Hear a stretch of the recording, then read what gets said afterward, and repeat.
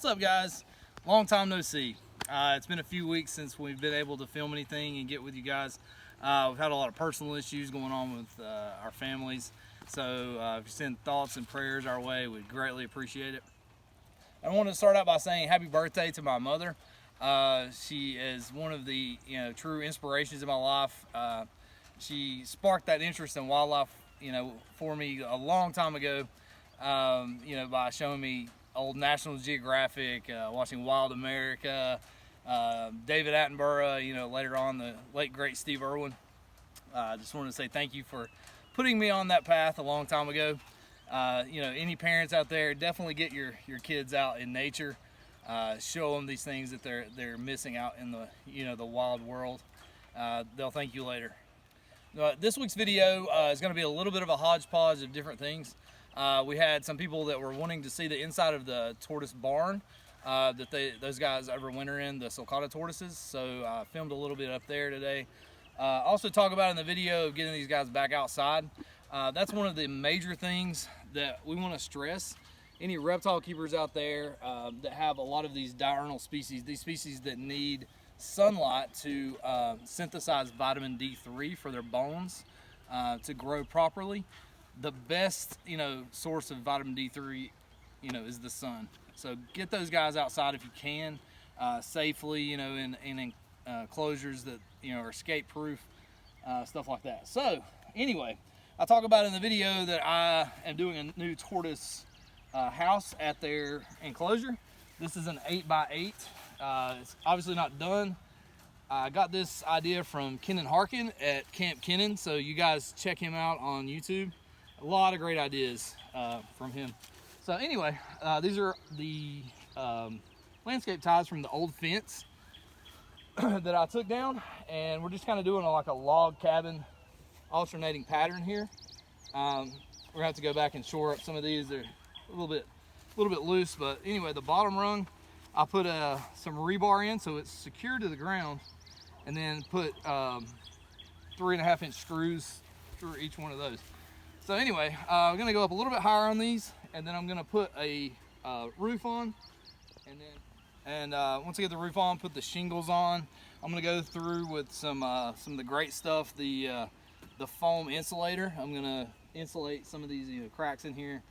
I'm gonna put the shingles on, and hopefully it'll be a little nice area for these guys to get in out of the rain.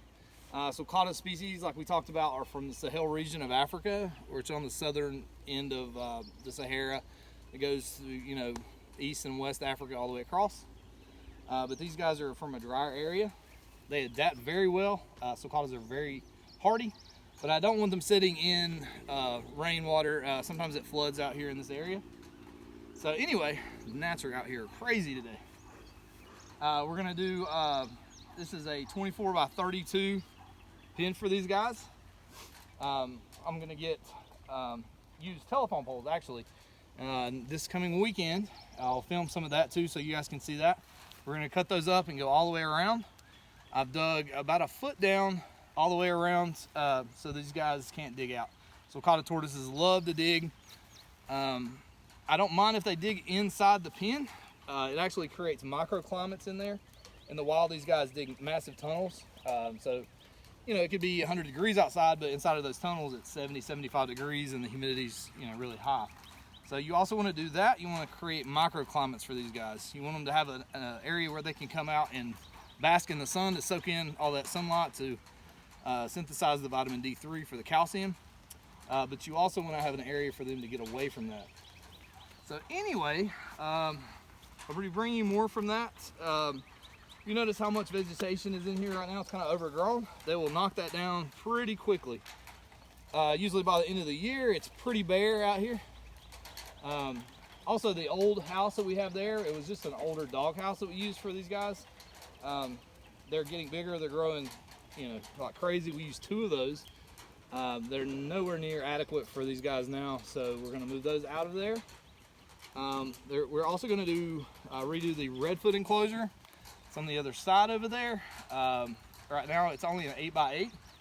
We're probably going to try to double that and then put a house like this for those guys. I'm going to do a 4x4 instead of 8x8. on these guys. But other than that, that's pretty much it. Like I said, by the end of this year, as they've been out here eating all summer, this will probably be bare dirt. We start supplementing more heavily then. Right now we'll throw in some cactus and some produce. Not as much though, because we want these guys to have a more natural diet. They get more produce and stuff like that in the winter when the fresh grass isn't as readily available. What's up, guys? A lot of you wanted to see the inside of the tortoise barn. Actually getting ready to move these guys back out to their summer enclosure. So thought I'd give you a quick peek in here while I cleaned everything out. Like I said, these guys love to poop all the time, so you have to do this fairly often. Put their fresh hay down and rake everything out, which I'm getting ready to do to get it ready for next winter when these guys come back up here. But this is a 12 by 20 foot shed. These guys stay in here from about the end of October, 1st of November till May. I'm a little bit late getting these guys back out this year. I'm redoing the tortoise barn, or actually the tortoise pen that these guys stay at during the summertime. I'll show you guys that in a little while. Putting a new house and new fencing up over there. So these are the heat emitters that we have on during the winter for these guys. We usually don't use both of them all the time, unless it's, you know, reading into the teens. It usually keeps it pretty toasty in here. They like to stay underneath it where it's really hot. They probably, you know, 90 to 100 degrees directly underneath it. It keeps the building high 70s, low 80s, pretty much most of the year. We haven't had these on at all this year because it gets really hot in here. Have the lighting that comes on timers. You can see these guys were eager to get out today and enjoy some fresh grass.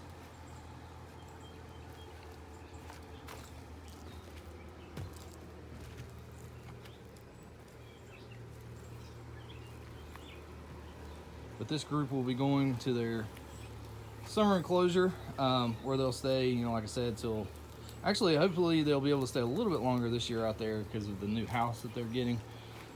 So yeah, thanks guys. I'll keep you posted, and as we go forward, I'll give you video updates on how the pen is going over there. Hopefully I'll have it done by next week, and we can see these guys outside all the time.